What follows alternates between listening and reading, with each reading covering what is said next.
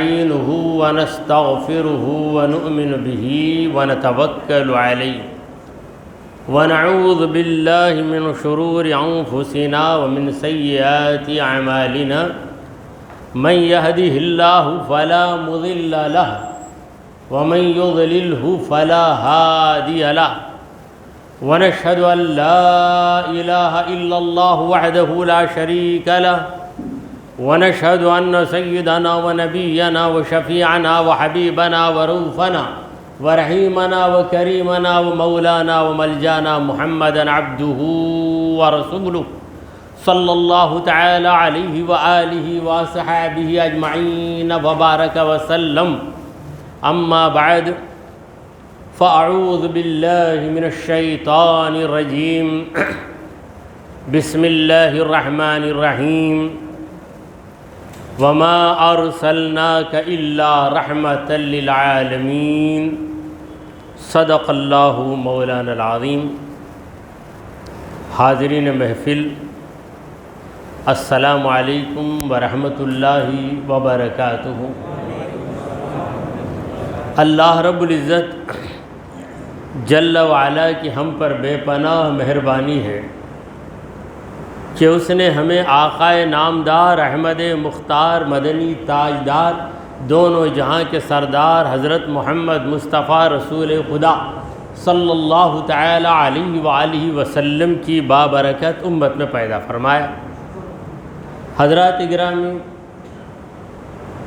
حسب دستور میلاد النبی صلی اللہ علیہ وسلم کی مجلسوں کی یہاں بہار بہار ہے۔ 5 مجلسیں ہو گئیں الحمدللہ۔ یہ جو 6ٹھی مجلس ہے، اس مجلس میں اس ناچیز کو حاضر ہونے اور بیان کرنے کی سعادت نصیب ہوئی۔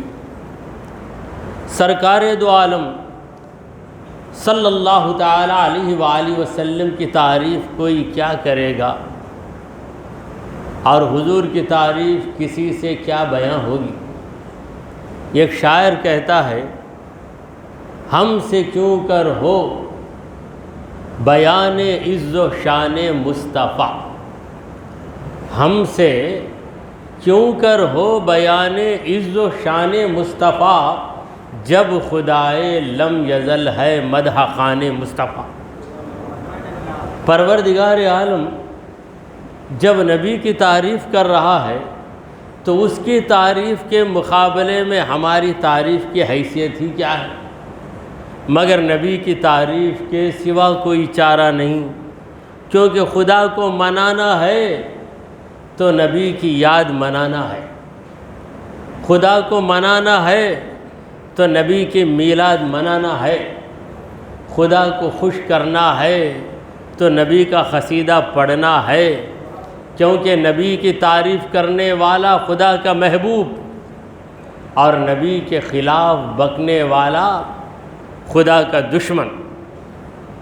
حضرات گرامی، سرکار دو عالم صلی اللہ علیہ وسلم کی تعریف و توصیف ہم کر لیتے ہیں تو ہمارے لفظوں سے نبی کا مقام بلند نہیں ہوتا، بلکہ نبی کی تعریف کرنے کی وجہ سے ہم قابل تعریف ہو جاتے ہیں۔ ہمارا بیان، ہماری نظم، ہماری کتاب قابل تعریف ہو جاتی ہے۔ یہ حضرت حسان بن ثابت رضی اللہ تعالی عنہ کا مبارک خیال۔ حضرت حسان بن ثابت رضی اللہ تعالی عنہ شاعر رسول، ایسے شاعر کہ نبی کریم صلی اللہ علیہ وسلم کے پاس کھڑے ہو کر نبی کی تعریف کرنے والے بلا جھجک، کیونکہ اگر دوسرا تعریف کرے گا تو تعریف کے لفظوں میں کمی بیشی ہو سکتی ہے، مگر حضرت حسان جو حضور کی تعریف کر رہے ہیں، حضرت حسان کا ایک ایک شعر ہمارے لیے دلیل ہے۔ کیوں؟ اس لیے کہ حضرت حسان کی شاعری کی تصدیق محمد مصطفیٰ صلی اللہ علیہ وسلم نے فرمائی۔ حضرت حسان کی شاعری کیا ہے؟ اٹیسٹڈ بائی محمد مصطفیٰ صلی اللہ علیہ وسلم، حضور نے تصدیق کر دی۔ تو حضرت حسان کا ایک شعر آپ کے سامنے عرض کرتا ہوں۔ حضرت حسان رضی اللہ تعالیٰ عنہ فرماتے ہیں، ما ان مدحت محمدا بمقالتی، ما ان مدحت محمدا بمقالتی لیکن مدحت مقالتی بمحمدی۔ مطلب یہ ہے کہ اے لوگو، محمد مصطفیٰ صلی اللہ علیہ وسلم کی تعریف و توصیف میں نے اپنے لفظوں سے بیان نہیں کی، اپنے اقوال سے، اپنے اشعار سے میں نے حضور کی تعریف بیان نہیں کی، کیونکہ میرے لفظوں کے اندر وہ کمال و قابلیت ہی نہیں ہے کہ حضور اکرم صلی اللہ علیہ وسلم کی تعریف و توصیف کر سکے۔ مگر یہ حقیقت ہے کہ اپنے لفظوں کو، اپنی باتوں کو، اپنی نظم کو میں نے حضور کی تعریف کر کے لائق تعریف بنا لیا۔ سرکار کا مقام بتانے والا خود صاحب مقام بن جاتا ہے، کیونکہ حضور کو مقام اللہ نے عطا کر دیا۔ کتنا بڑا مقام ہے ہمارے نبی کا۔ وہ خدا نے ہے مرتبہ تجھ کو دیا، نہ کسی کو ملے نہ کسی کو ملا۔ وہ خدا نے ہے مرتبہ تجھ کو دیا، نہ کسی کو ملے نہ کسی کو ملا، کہ کلام مجید نے کھائی شہا تیرے شہر و کلام و بقا کی قسم۔ اعلیٰ حضرت فاضل بریلوی علیہ رحمت و رضوان اس شعر کے اندر سرکار دو عالم صلی اللہ علیہ وسلم کی محبوبیت کو قرآن مجید کی روشنی میں بیان کر رہے ہیں۔ قرآن مجید میں اللہ تبارک و تعالی نے حضور اکرم صلی اللہ علیہ وسلم کے شہر کی قسم کھائی ہے، حضور اکرم صلی اللہ علیہ وسلم کی عمر کی قسم کھائی ہے، اور حضور اکرم صلی اللہ علیہ وسلم کی مبارک بات کی قسم کھائی، حضور کی بات کی بھی قسم۔ تو یہ تینوں قسموں کو میں قرآن مجید کی آیتیں پڑھ کے واضح کر رہا ہوں۔ اتنا بڑا مقام کہ جس زمین میں نبی رہے خدا اس زمین کی قسم کھا رہا ہے، اور نبی کریم صلی اللہ علیہ وسلم کی مبارک زندگی کے جو دن ہیں ان دنوں کی خدا قسم کھا رہا ہے، اور نبی کریم صلی اللہ علیہ وسلم اپنی مبارک زبان سے الفاظ کہنے لگے تو ان لفظوں کی خدا قسم کھا رہا ہے۔ ثبوت کے لیے قرآن مجید کی آیتیں اللہ تبارک و تعالی نے اپنے کلام پاک، کلام بلاغت نظام میں فرمایا، لا اقسم بہذا البلد، میں قسم کھا رہا ہوں اس شہر کی، بہذا البلد، اس شہر کی قسم کھا رہا ہوں۔ کس شہر کی؟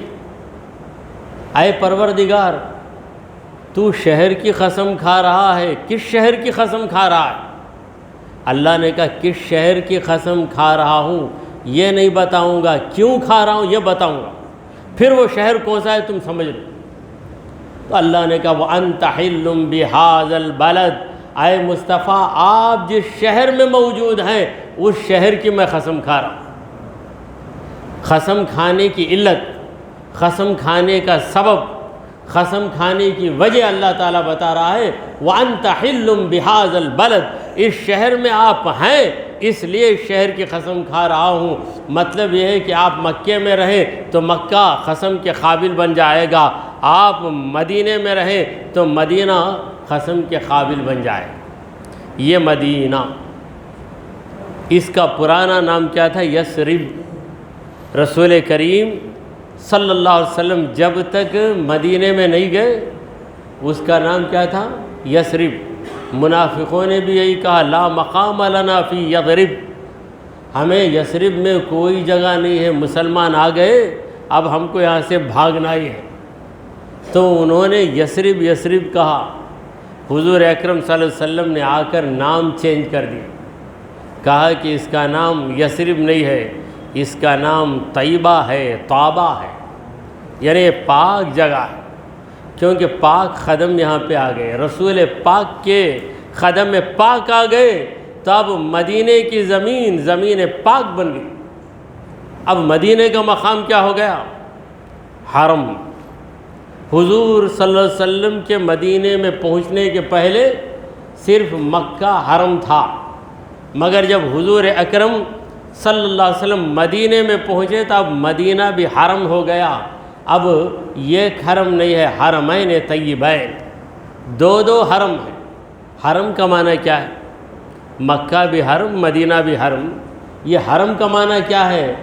حرم کا معنی ہے لائق احترام زمین، لائق احترام زمین۔ تو مدینے کی زمین لائق احترام بنی، کیوں؟ نسبت مصطفیٰ کی وجہ سے، سرکار دو عالم صلی اللہ علیہ وسلم کے مبارک قدموں کی وجہ سے مدینے کی زمین کیا بن گئی؟ حرم کی زمین بن گئی۔ حرم کی زمین اور قدم رکھ کے چلنا، ارے سر کا موقع ہے او جانے والے، ارے یہاں تو سر کے بل چلنا ہے، اتنی طاقت تیرے اندر نہیں ہے، اس لیے مجبوری سے قدم رکھ کے چلتا ہے، ورنہ یہ جگہ قدم رکھ کے چلنے کی جگہ ہے۔ حرم کی زمین اور قدم رکھ کے چلنا، ارے سر کا موقع ہے او چلنے والے، مدینے کے خطے تجا خدا تجھ کو رکھے، غریبوں فقیروں کے ٹھہرانے والے۔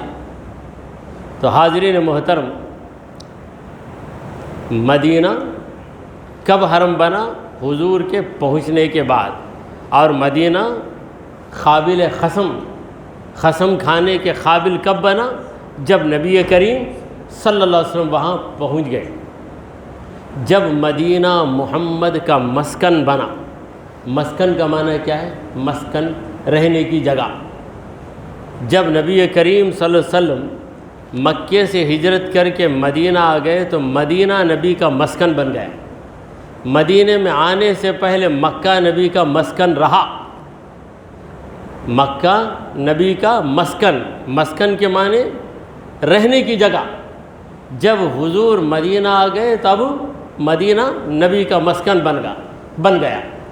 جب مدینہ محمد کا مسکن بن گیا وہ حرم، تم پہ لاکھوں سلام۔ حاضرین گرامی، رسول کریم صلی اللہ علیہ وسلم کا مقام و مرتبہ سارے مقررین تقریروں میں بیان کر رہے ہیں، نعت گو اشعار میں بیان کر رہے ہیں، مصنفین کتابوں میں لکھ رہے ہیں، کل بھی لکھ رہے تھے، آج بھی لکھ رہے ہیں، قیامت تک لکھتے ہی رہیں گے، مگر نبی کریم صلی اللہ علیہ وسلم کی تعریف کا حق کسی سے ادا نہیں ہو سکتا۔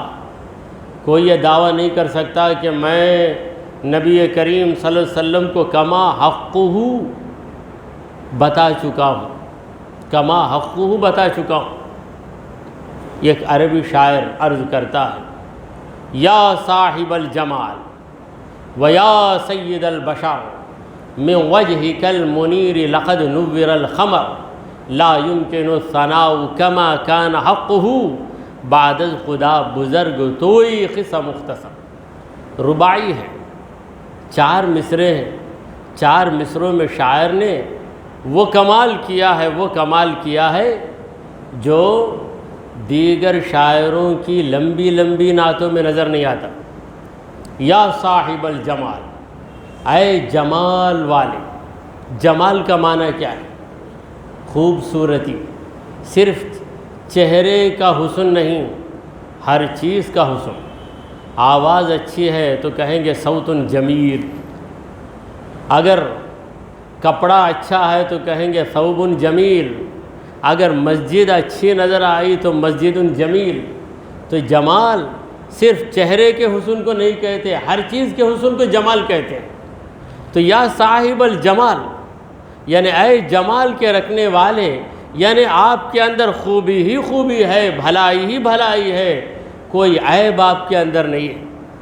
خدائے بے عیب نے اپنے نبی کو بے عیب پیدا کیا، خدائے بے عیب نے اپنے نبی کو بے عیب پیدا کیا، خدا کے نام میں بھی نقطہ نہیں، نبی کے نام میں بھی نقطہ نہیں، اللہ میں نقطہ نہیں ہے، محمد میں بھی نقطہ نہیں ہے، پورے کلمے میں نقطہ ہی نہیں، لا الہ الا اللہ محمد الرسول اللہ۔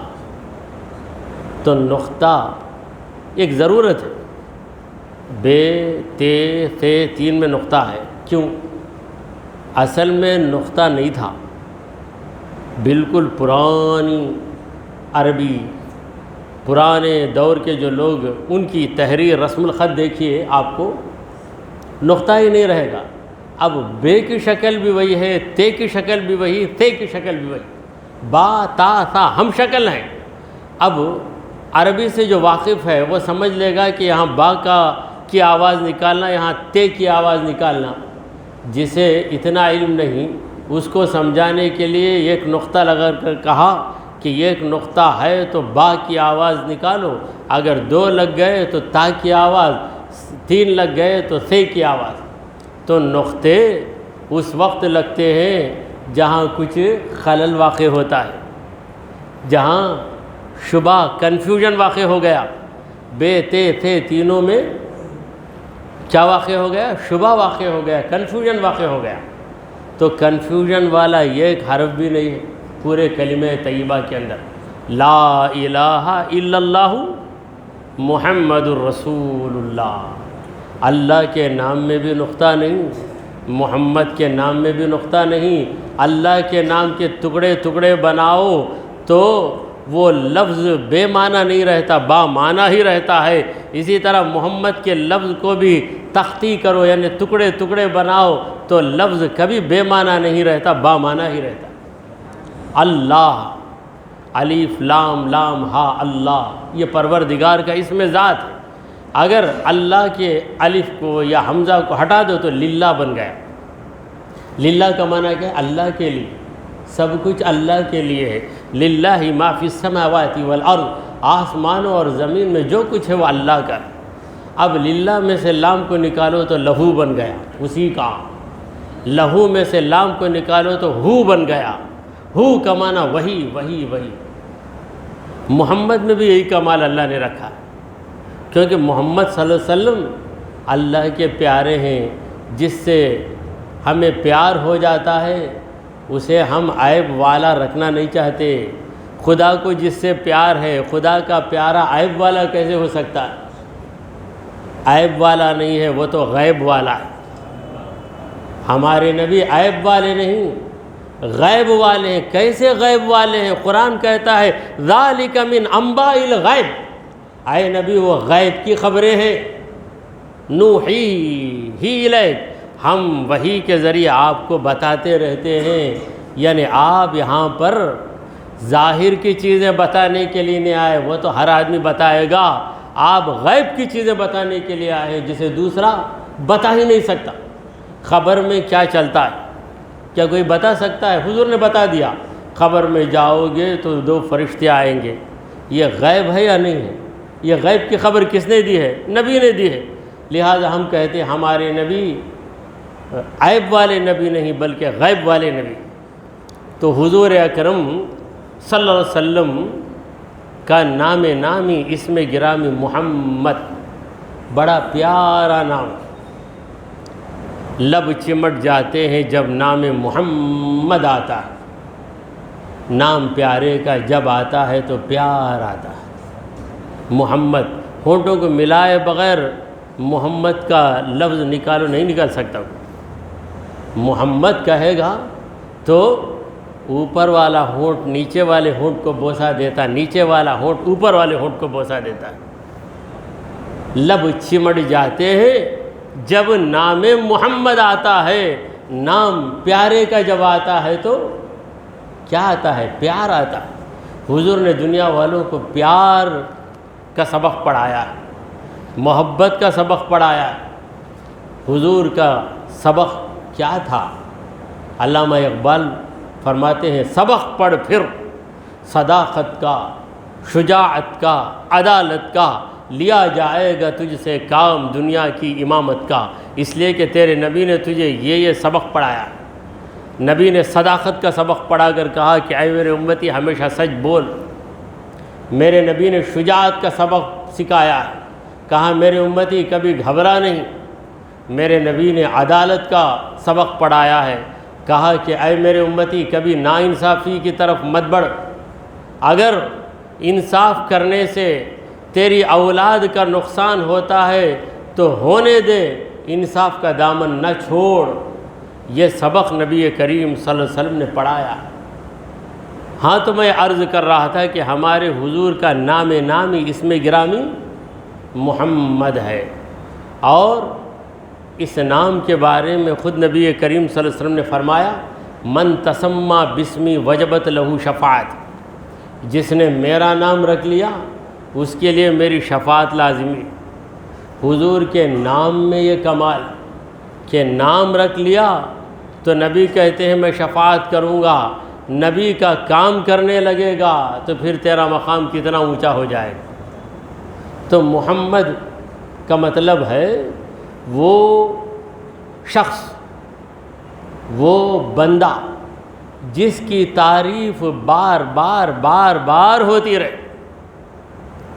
یہ ایک بار ہو تو اس کا اس کے لیے محمد کا لفظ مناسب نہیں ہے، کیونکہ عربی زبان کے قواعد سے جو حضرات واقف ہیں، اگر اس محفل میں ہیں تو وہ میرے ساتھ کوآپریٹ کر سکتے ہیں، میرے ساتھ ساتھ چل سکتے ہیں کہ باب تفعیل پر تحمید کا اسم مفعول ہے محمد۔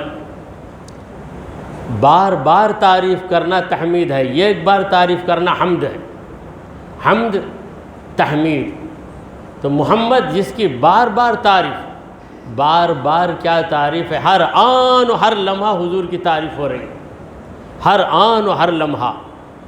محمد میں میم کو نکال دو، میم ہا میم دال 4 حروف ہیں، میم کو نکال دو تو کیا لفظ رہا؟ حمد۔ سراپا حمد ہے، لفظ بے معنی نہیں ہوا، با معنی ہوا۔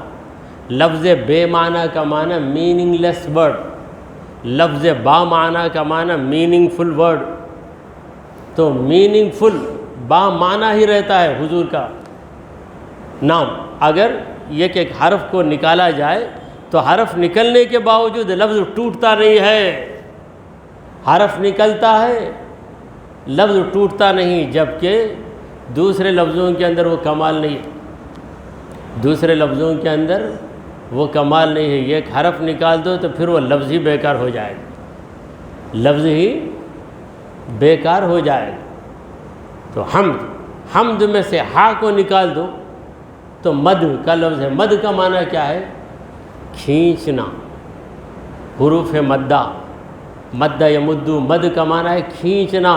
نبی کریم صلی اللہ علیہ وسلم مخلوق کو خالق کی طرف کھینچنے والے، مخلوق کو خالق سے ملانے والے ہیں۔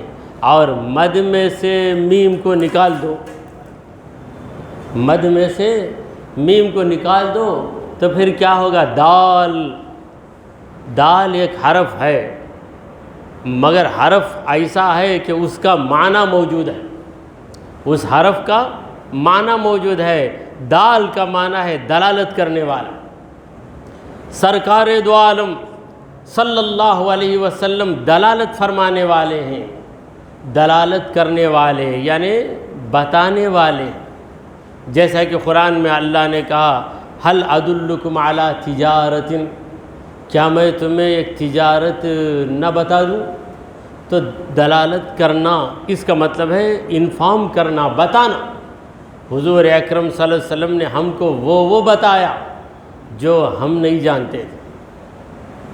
تو بہرحال حضور کا نام مبارک محمد جو ہے یہ ایسے کمال والا نام ہے، ایسے کمال والا نام ہے کہ اس کے ایک ایک حرف کو نکال دو تب بھی اس کی معنویت اور اس کی میننگ باقی رہتی۔ حضرات گرامی، اللہ تبارک و تعالی نے کلام پاک میں اپنا بھی پتہ دیا، اپنے نبی کا بھی پتہ دیا۔ خدا کا پتہ ہمیں نبی سے معلوم ہوا، اور نبی کا مرتبہ ہم کو خدا کے کلام سے معلوم ہوا۔ اسی لیے ایک شاعر کہتا ہے، محمد سے پتہ پوچھو خدا کا۔ خدا کا پتہ پوچھنا ہے۔ خدا نے کہا الرحمن فاسأل بہ خبیرا، رحمان کے بارے میں اس سے پوچھ جو رحمان کی خبر رکھتا ہے۔ اب رحمان کی خبر رکھنے والا کون ہے؟ محبوب الرحمان، رسول الرحمان، وہ ہے ہمارے نبی کریم محمد مصطفیٰ صلی اللہ تعالیٰ علیہ وآلہ وسلم۔ اللہ کا پتہ اللہ کے بندوں کو نبی نے دیا۔ اگر نبی خدا کا پتہ نہیں دیتے تو پھر کون ہے جو خدا کا پتہ لے کر خدا تک پہنچ جاتا؟ عبادت کا طریقہ کسے پتہ؟ سخاوت کا سلیقہ کسے معلوم ہوتا؟ تو حضور اکرم صلی اللہ علیہ وسلم ہی خدا کا پتہ دینے والے ہیں۔ محمد سے پتہ پوچھو خدا کا، خدا سے پوچھئے شان محمد۔ حضور کی شان اگر جاننا ہے تو خدا سے پوچھو، کیونکہ خدا ہی جانتا ہے نبی کریم صلی اللہ علیہ وسلم کی شان کیا ہے۔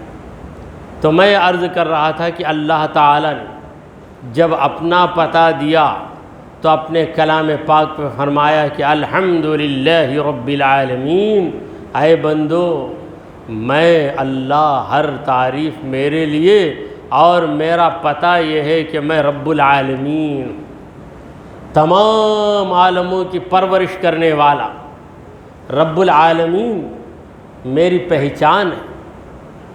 اور جب اپنے محبوب کی بات کی، اے خدا تیرا محبوب کون ہے؟ تو اللہ نے کہا وما ارسلناک الا رحمۃ للعالمین، میرے محبوب کا پتہ یہ ہے کہ وہ رحمت للعالمین، میں رب العالمین ہوں، میرا محبوب رحمت للعالمین، تمام عالموں کے لیے میں نے میرے مصطفیٰ کو رحمت بنا دیا۔ وہ خدا کی رحمت، وہ جدھر چاہیں چلے جائیں، مگر ان کا یہ کرم ہے کہ وہ ہمارے عالم میں آ گئے۔ شاعر کہتا ہے کہ وہ خدا کی رحمت ہے، جدھر چاہیں وہ رہ جائیں، وہ ہر عالم کی رحمت ہیں، جدھر چاہیں وہ رہ جائیں، وہ ہر عالم کی رحمت ہیں، جدھر چاہیں وہ رہ جائیں۔ کرم تھا ان کا یہ ہم پر کہ یہ عالم پسند آئے۔ اگر فرشتوں میں چلے جاتے تو فرشتہ کہتا کہ رحمت للعالمین فرشتہ ہیں۔ اگر عالم جنات میں چلے جاتے تو جن ناز کرتا کہ رحمت للعالمین جن ہے، مگر انسان ناز کرتا ہے کہ رحمت للعالمین انسان ہے ہمارے نبی، مگر ایسے انسان ہیں کہ ان کے جیسا کوئی انسان نہیں۔ وہ ہر عالم کی رحمت ہیں، جدھر چاہیں وہ رہ جائیں۔ کرم تھا ان کا یہ ہم پر کہ یہ عالم پسند آئے۔ تو آج انسانوں کو اس بات پہ فخر ہے کہ رحمت للعالمین انسان ہے، عرش اعلیٰ کی بلندی پہ جانے والا بندہ انسان ہے، رب العالمین سے سب سے زیادہ قریب ہو جانے والا بندہ انسان ہے، فرشتہ نہیں۔ فرشتے کو خدا سے جو قرب حاصل ہے، فرشتے کو خدا سے جو قرب، جو نزدیکی حاصل ہے، اس سے کروڑوں درجے بڑھ کر نزدیکی ہمارے مصطفیٰ کو حاصل ہے۔ حدیث پاک سرکار دو عالم صلی اللہ علیہ وسلم فرما رہے ہیں لی مع اللہ وقت لا یسعنی فیہ ملک مقرب ولا نبی مرسل۔ حدیث کے الفاظ سنا رہا ہوں، عربی میں اس لیے سنا رہا ہوں کہ جو الفاظ صحابہ نے نبی سے سنے وہی الفاظ اس گنہگار کی زبان سے ادا ہو، اور کسی سننے والے کو کوئی تردد نہ ہو۔ لی مع اللہ وقت، اللہ کے ساتھ مجھے ایک ایسا وقت آتا ہے، یہ ایک ایسا سچویشن آتا ہے، یہ ایک ایسا موقع آ جاتا ہے لا یسعنی فیہ ملک مقرب، کوئی مقرب فرشتہ بھی مجھ کو پار نہیں کر سکتا۔ یعنی وہ ایسا مقام ہے کہ اس مقام پر کوئی فرشتہ میرے قریب آ نہیں سکتا یا میرے قریب آ کر مجھے پار بھی نہیں کر سکتا۔ ولا نبی مرسل، اور کوئی نبی یا رسول بھی وہاں پر میرے قریب نہیں ہو سکتا۔ لا یسعنی کا مطلب لا یجاوزنی، مجھے پار نہیں کر سکتا، یعنی اس مقام میں میں تنہا ہی رہوں گا، کوئی میرا شریک نہیں ہو سکتا، کوئی میرے برابر ہو نہیں سکتا۔ یہ نبی کریم صلی اللہ علیہ وسلم نے فرمایا ہے۔ فخر یا تکبر کی وجہ سے نہیں، خدا نے کہا کہ اے نبی کہہ دے، تب نبی نے کہا۔ اللہ نے کہا کہو تو نبی کو کہنا ہی پڑے گا۔ یہ اس لیے کہہ دیا تاکہ لوگ یہ نہ کہیں کہ اے نبی ہمیں خبر نہیں تھی کہ آپ کیا تھے۔ تو حضور اکرم صلی اللہ علیہ وسلم کا مقام اتنا اونچا ہے کہ سب مانتے ہیں کہ نبی کا مقام اونچا ہے۔ جس نے یہ مان لیا سمجھ لیجئے کہ وہ صاحب ایمان ہو گیا، اور جو نبی کے مقام کو گھٹانے کی کوشش کرتا ہے، کسی نہ کسی بہانے کوشش کرتا ہے کہ نبی کے مقام کو گھٹا کر پیش کروں، اور بعض لوگ تو بڑے دکھ سے کہتے ہیں اتنا بھی تعریف نہیں کرنا بھائی حضور کی، اتنی بھی تعریف نہیں کرنا بھائی، کیا اتنی بھی تعریف نہیں کرنا، کیا کر دیے تعریف؟ میں پوچھتا ہوں کہ کیا کر دیے تعریف؟ نبی کو خدا بول دیے کیا؟ نبی کو خدا بولو تو نبی کی تعریف نہیں ہے بلکہ نبی سے بغاوت ہے، کیونکہ نبی کریم صلی اللہ علیہ وسلم نے کبھی نہیں کہا کہ میں خدا ہوں۔ نبی کو خدا کا بیٹا بنا دو، یہ نبی کی تعریف نہیں، نبی سے بغاوت ہے۔ اس کے علاوہ جو صحیح تعریف نبی کی ہے وہ ہم جتنی بھی بیان کریں گے کم ہے۔ قصیدہ بردہ کا ایک شعر آپ کے سامنے عرض کرتا ہوں۔ قصیدہ بردہ مشہور قصیدہ ہے، معتبر قصیدہ، علامہ بوصیری رحمۃ اللہ علیہ کا لکھا ہوا قصیدہ۔ اللہ نے اس قصیدے کو عالمگیر شہرت عطا کی، عالمگیر شہرت، انٹرنیشنل ریپوٹیشن، پوری دنیا کے مسلمان مانتے ہیں۔ ایک دو انکار کرنے والے ملیں گے، ان کا کوئی حساب ہی نہیں۔ اب سب کہتے ہیں رات ہے رات ہے، اس میں ایک دو آدمی بنے رات میں مانتا نہیں، اب رات ہے میں نہیں مانتا، میں کہوں گا کہ اب دن ہے تو وہ دو تین آدمیوں کو کوئی حساب میں نہیں لے گا، مینٹل ہے وہ نہیں۔ تو اسی طرح جس بات کو دنیا کے سارے مسلمان مانتے ہیں اسے ماننا ہی پڑے گا۔ تو قصیدہ بردہ کا ایک شعر، دعمت دعت النصارى فی نبیہم وحکم بما شئت مدحا فیہ وحتکم۔ کیا فرماتے ہیں؟ دعمت دعت النصارى فی نبیہم، نصرانیوں نے اپنے نبی کے بارے میں جو غلط دعوے کیے وہ غلط دعوے تو چھوڑ دے، تیرے نبی کے بارے میں یہ غلط دعوے مت کر، نبی خدا کا بیٹا ہے یا نبی ہی خدا ہے یہ مت بول۔ وحکم بما شئت مدحا فیہ، پھر نبی کی تعریف میں جو بھی بولنا ہے بول، وحتکم، ڈٹ کر بول، جم کر بول، کیونکہ نبی کے بارے میں تو جتنا بولے گا تیرا خدا تجھ سے راضی ہوتا جائے گا، ابلیس تجھ سے کڑتا جائے گا، ابلیس ناراض ہوتا جائے گا۔ حضور کی تعریف کریں گے تو ابلیس راضی ہو جاتا کیا ابلیس خوش ہوتا؟ حضور کی تعریف سے ہرگز خوش نہیں ہوتا۔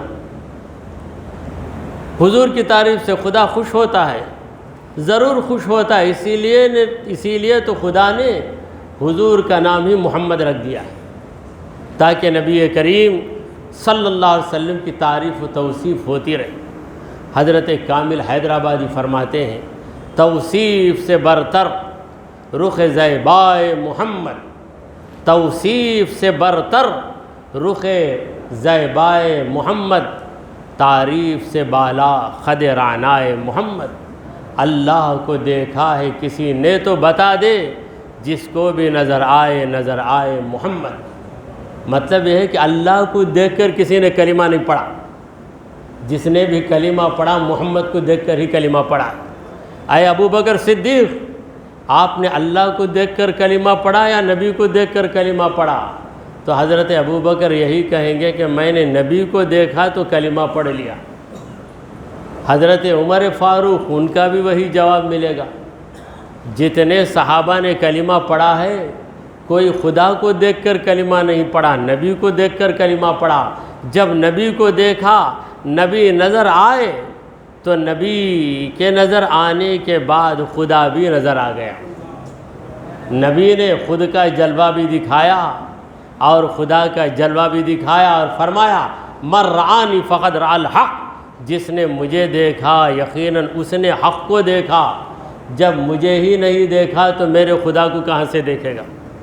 من رآنی فقد رأى الحق، جس نے مجھے دیکھا یقیناً اس نے حق کو دیکھا۔ تو حضور اکرم صلی اللہ تعالی علیہ وآلہ وسلم کی زندگی باکمال زندگی۔ ہمارے نبی کریم صلی اللہ علیہ وسلم نے 23 سالہ مختصر سی مدت میں 23 سال 20 پر 3 سال ہی حضور نے دین کا کام کیا۔ سرکار دو عالم صلی اللہ علیہ وسلم کی مکمل عمر 63 سال، 60 پر 3 سال۔ اس عمر کی اللہ قسم کھاتا ہے، شہر کی قسم کھایا، اللہ تعالیٰ شہر کی قسم کھایا اور کہا لا اقسم بہذا البلد وانت حل بہذا البلد، اور عمر کی قسم کھایا، اللہ نے کہا لعمرک انہم لفی سکرتہم یعمہون۔ لعمرک کیا مطلب؟ اے نبی تیری عمر کی قسم، تجھے عمر دینے والا میں، تیری عمر کی قسم کھانے والا میں۔ اس زمانے کی قسم اللہ نے کھائی جس زمانے میں محمد مصطفیٰ صلی اللہ علیہ وسلم اس دنیا میں رہے۔ والعصر، قسم ہے زمانے کی۔ تو کون سا زمانہ؟ العصر میں الف لام، لام تعریف برائے تخصیص ہے، یہ خاص زمانے کی قسم۔ وہ خاص زمانہ محمد مصطفیٰ صلی اللہ علیہ وسلم کا زمانہ ہے، اور حضور اکرم صلی اللہ علیہ وسلم نے خود فرمایا خیر القرون قرنی، تمام زمانوں میں میرا زمانہ بہتر ہے۔ خیر القرون قرنی، تمام زمانوں میں میرا زمانہ بہتر ہے۔ تو وہ ایسا زمانہ ہے جس زمانے میں ایک مومن کو بغیر محنت، ریاضت، عبادت کے مقام و مرتبہ حاصل ہو جاتا، بغیر محنت کے، بغیر ریاضت کے اتنا بڑا درجہ مل جاتا کہ اس زمانے کے بعد اگر کوئی زندگی بھر بھی عبادت کرے تو اسے اونچا مقام ملے گا، وہ ولی بنے گا، قطب بنے گا، غوث بنے گا، سب بنے گا، مگر صحابی نہیں بنے گا۔ صحابی بننے کا دور ختم ہو گیا، اور یہ صحابی یہ ایک لمحے کے لیے رسول کریم صلی اللہ علیہ وسلم کو ایمان بھری نگاہ سے دیکھ لیا تو صحابی بن گئے۔ صحابی کی تعریف کیا ہے؟ من رآ رسول اللہ، من رآ رسول اللہ مومنا بہ، جو رسول اللہ پر ایمان لا کر رسول کو ایک بار دیکھ لیا وہ کیا بن گیا؟ صحابی بن گیا۔ اب صحابی کے بارے میں ہمارا نظریہ کیا ہے؟ صحابی تمام ولیوں سے افضل۔ اگر کوئی شخص جب سے اسے شعور ملا 7 سال کی عمر سے عبادت گزار، 90 سال تک کسی حالت میں گزار دیا، 80 پر 3 سال کوئی نماز اس کی فوت نہیں ہوئی، کوئی روزہ اس کا فوت نہیں ہوا، روزانہ وہ قرآن مجید ختم کر رہا ہے، کوئی تہجد اس کی فوت نہیں ہوئی، تو اس کے بارے میں آپ کیا کہیں گے؟ آپ کہیں گے کہ بڑا نیک انسان، پارسا انسان، پرہیزگار انسان، بڑے درجے کا ولی، بڑے درجے کا ولی، یہ ضرور کہیں گے آپ۔ دوسرا ایک شخص سرکار دو عالم صلی اللہ علیہ وسلم کے زمانے کا، حضور پر ایمان لایا، کلمہ پڑھا، نبی کو نظر بھر کے دیکھا، دوپہر 11 بجے دیکھا، 11:15 بجے انتقال ہو گیا، یہ ایک نماز پڑھنے کا بھی موقع نہیں ملا۔ ایمان لایا 11 بجے، حضور کو دیکھا، ظہر کا وقت آئے گا تو ظہر فرض ہو گیا، ابھی ظہر کا وقت ہی نہیں آیا، 15 منٹ کے بعد موت آ گئی، انتقال ہو گیا، تو اسے آپ کیا کہیں گے؟ صحابی بولیں گے؟ نہیں بولیں گے۔ تو وہ صحابی جسے 15 منٹ 10 منٹ نبی کی صحبت مل گئی، اس کا درجہ اس نیک انسان سے بڑھ کر ہے جس کی 80 سالہ زندگی عبادتوں میں گزر گئی۔ یہ کلیہ ہے، یہ قاعدہ ہے، یہ ثابت شدہ قاعدہ ہے، اسے کوئی توڑ نہیں سکتا، توڑے گا تو مسلک اہل سنت والجماعت سے باہر ہو جائے گا۔ مسلک سے نکل جانا بڑا بیڈ لک ہے، بڑا بیڈ لک ہو جائے گا۔ تو حضور اکرم صلی اللہ علیہ وسلم کے زمانے میں وہ برکت، کوئی ایمان لا کر حضور کو دیکھے، ایمان کے بغیر نبی کو کوئی دیکھتا ہے۔ ابو جہل نے نبی کو دیکھا، ہم کہتے ہیں ابو جہل نے نبی کو دیکھا، خدا کہتا ہے کہ ابو جہل نے نبی کو نہیں دیکھا، ابو لہب نے نبی کو نہیں دیکھا، عتبہ نے نبی کو نہیں دیکھا، شیبہ نے نبی کو نہیں دیکھا، خدا کہہ رہا ہے۔ آپ پوچھیں گے کہاں کہہ رہا ہے؟ میں آیت پڑھ رہا ہوں، میری محفل میں حفاظ کرام موجود ہیں، وہ میری تصدیق کر سکتے ہیں۔ اللہ تعالیٰ فرماتا ہے وَتَرَاهُمْ يَنْظُرُونَ إِلَيْكَ، اے نبی آپ دیکھتے ہیں کہ کافر يَنْظُرُونَ إِلَيْكَ، آپ کو دیکھ رہے ہیں، دیکھ رہے ہیں۔ پھر خدا کہتا ہے وَهُمْ لَا يُبْصِرُونَ، وہ دیکھے ہی نہیں، لا يُبْصِرُونَ، وہ دیکھے نہیں ہیں۔ اے مصطفیٰ اگر تجھے دیکھ لیتے تو تیرے دیوانے بنے بغیر نہیں رہ سکتے۔ جو بھی دانا محمد کا ہے، جو بھی دانا محمد کا ہے وہ دیوانہ محمد کا ہے۔ جو نبی کا دانا، دانا کا معنی کیا ہے؟ کھانے کا دانا نہیں، دانا کا معنی جاننے والا، دانائی، جسے دانائی ہے وہ دانا ہے۔ جو بھی دانا میرے محمد کا ہے، یعنی جس نے میرے نبی کو جان لیا، جان لینے کے بعد اگر دیوانہ نہیں ہوا تو نہیں جانا۔ اگر نبی کا دیوانہ نہیں بنا تو ابھی نبی کو نہیں پہچانا۔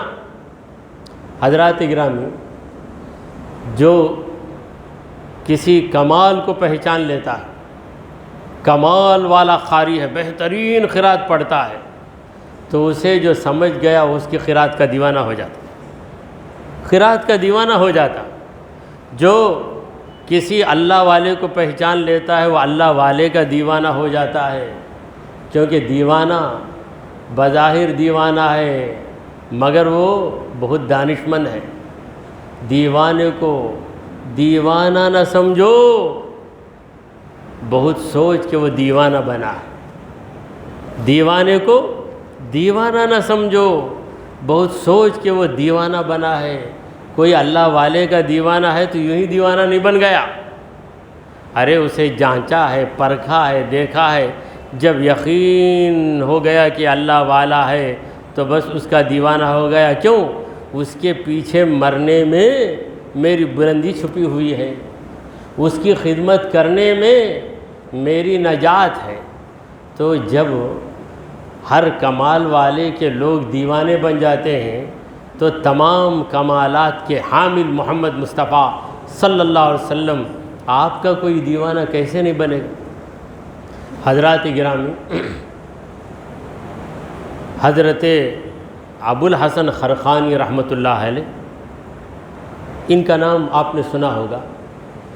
محمود غزنوی کا دور تھا، محمود غزنوی نے ابو الحسن خرقانی کے سامنے ایک سوال رکھا۔ ڈاؤٹ آ جاتے نا آج کل، اور ہر دور میں لوگوں کو شبہ آ جاتا ہے کسی بھی بات پر۔ محمود غزنوی بہت بڑا عالم بھی، بہت بڑا دانشور بادشاہ، اسے ایک شبہ آ گیا۔ ابو الحسن خرقانی سے اس نے کہا کہ حضرت یہ ایک بات میں سنتا ہوں، مجھے شبہ ہوتا ہے۔ کیا بات ہے؟ بایزید بسطامی رحمۃ اللہ علیہ بہت پرانے بزرگ ہیں، ان کا ایک قول ہے کہ من رعانی فقط دخل الجنہ، جو مجھے دیکھا وہ جنت میں داخل ہوا۔ یہ کیا بات ہے؟ اب بایزید بسطامی ایک ولی ہے اور وہ دعویٰ کرتے ہیں کہ مجھے کوئی دیکھ لیا تو وہ جنت میں چلے جائے گا، کیسا ہوگا ہے؟ How is it possible? یہ ممکن ہے کیا؟ ابو الحسن خرقانی کو وجد آ گیا۔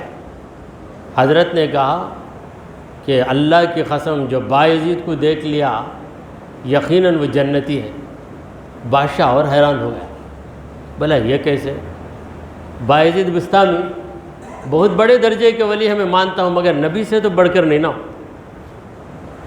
حضور کو ابو جہل نے دیکھا، جنت میں نہیں جائے گا۔ ابو لہب دیکھا، وہ جنت میں نہیں جائے گا۔ بایزید کو دیکھنے والا کیسے جنت میں چلے جائے گا؟ سوال تو برابر ہے اس کا، سوال اس نے غلط نہیں کیا، سوال صحیح کیا، اب اس کا جواب دینا ہے۔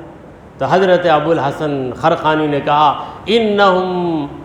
انہم لم یروا محمد الرسول اللہ وانما رأوا محمد ابن عبد اللہ۔ ان لوگوں نے محمد الرسول اللہ کو نہیں دیکھا، انہوں نے عبداللہ کے بیٹے محمد کو دیکھا۔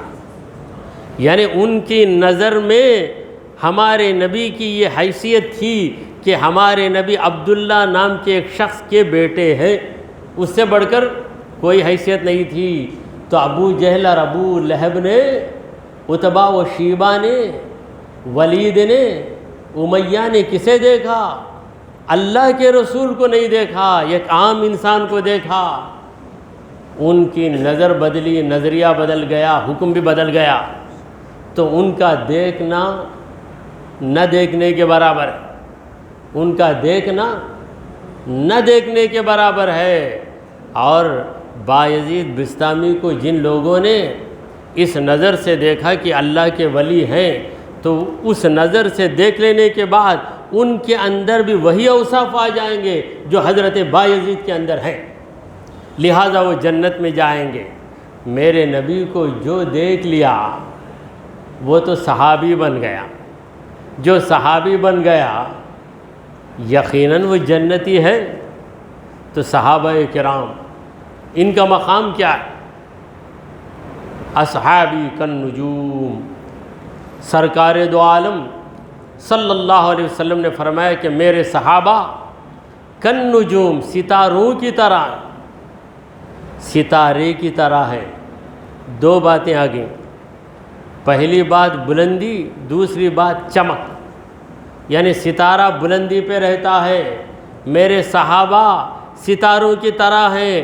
میرے صحابہ کو ایسا بلند مقام ملا کہ صحابہ کے دور کے بعد جو بھی بلند ہوگا مگر میرے صحابی کی بلندی کو نہیں پہنچ سکتا۔ میرے صحابی کو جو بلندی مل گئی، اور صحابی کو جو یہ بلندی ملی ہے کس وجہ سے ملی؟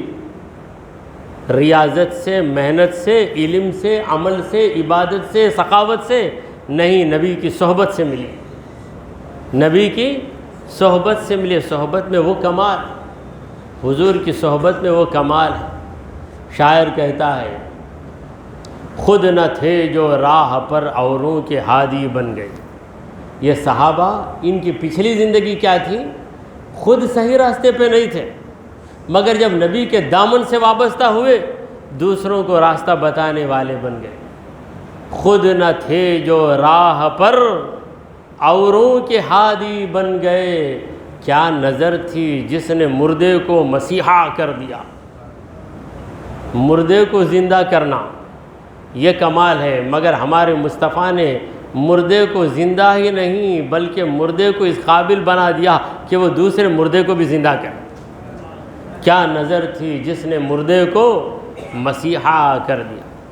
23 سالہ مختصر سی مدت جس میں آدمی کسی تنظیم کو بنانے میں ناکام ہو جاتا ہے۔ ایک تنظیم، ایک ایسوسیشن مضبوط بنانے کے لیے کئی سالوں کا عرصہ گزر جاتا ہے۔ سرکار دو عالم صلی اللہ علیہ وسلم نے 1 لاکھ صحابہ کی ٹیم تیار کر دی، اور ایسے دور میں جس دور میں وسائل کی کمی تھی، کمیونیکیشن، بات پہنچانے کا جو نظام آج ہے وہ اس دور میں نہیں تھا، مگر حضور اکرم صلی اللہ علیہ وسلم کا کمال دیکھیے کہ اتنی مختصر سی مدت میں 40 سال کی عمر میں نبی ہونے کا اعلان کیا، 63 سال کی عمر میں دنیا والوں سے پردہ فرما لیا۔ یہ جو 23 سالہ زندگی ہے، اس 23 سالہ مختصر سی مدت میں صدیق اکبر کو بنا دیا، فاروق اعظم کو بنا دیا، عثمان باحیا کو بنا دیا، علی مرتضیٰ کو بنا دیا، بلال حبشی کو تیار کر دیا، صہیب رومی کو تیار کر دیا، عمرو بن عاص کو تیار کر دیا، خالد بن ولید کو تیار کر دیا، کس کس کو کیا کیا بنا دیا، ستاروں کی طرح چمکا دیا۔ سرکار دو عالم صلی اللہ علیہ وسلم نے فرمایا کہ اصحابی کالنجوم، میرے صحابہ ستاروں کی طرح ہیں، یعنی ستاروں کی طرح بلندی پر ہیں، اور پھر ستاروں کی طرح چمکنے والے بھی۔ ستارہ ہمیشہ چمکتا ہے، کبھی اس کا کرنٹ کیا نہیں ہوتا، آف نہیں ہوتا، کبھی اس کا پاور بند نہیں ہوتا ستارے کا، رات میں بھی چمکتا ہے، دن میں بھی چمکتا ہے۔ اور ستارے کو ایک اور خصوصیت ہے، چاند کو گرہن لگتا ہے، سورج کو گرہن لگتا ہے، ستارے کو گرہن نہیں لگتا۔ تو حضور نے کہا کہ میرے صحابی کو گرہن نہیں لگے گا، ہمیشہ چمکتا رہے گا، ہمیشہ چمکتا رہے گا۔ فَبِأَيِّهِ مُقْتَدَيْتُمْ اِهْتَدَيْتُمْ، جس کی بھی تم پیروی کر لو گے صحیح راستے کو پالو گے۔ اللہ تبارک و تعالی ہمیں صراط مستقیم پر قائم رکھے اور ہمیشہ ہمارے دلوں کو پروردگار عالم عشق مصطفیٰ سے سجائے رکھے۔ آمین۔ وآخر دعوانا ان الحمد للہ رب العالمین۔